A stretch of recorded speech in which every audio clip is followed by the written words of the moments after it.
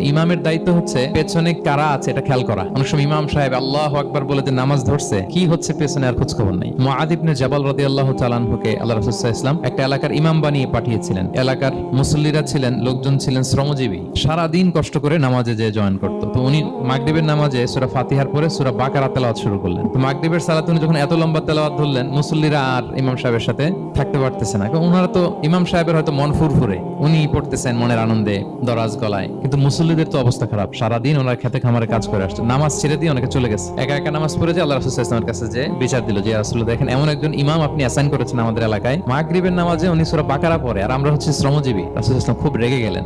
মুআয ইবনে জাবালকে ডেকে বললেন, তুমি কি সমাজে ফিতনা ছড়াচ্ছ? তুমি জানো না এরা কারা? তোমার কি সূরা ওয়াদ-দুহা ওয়াল-লাইলি ইযা সাজা মুখস্থ নাই? তোমার কি ওয়াশ-শামসি ওয়া-দুহাহা এটা মুখস্থ নাই? তোমার কি সাব্বিহ ইসমা রাব্বিকাল আ'লা এই সূরাগুলো তোমার জানা নাই? উনি বললেন জানা আছে। তো এগুলো রেখে দিয়ে মাগরিবের নামাজে কেন সূরা বাকারা ধরলা?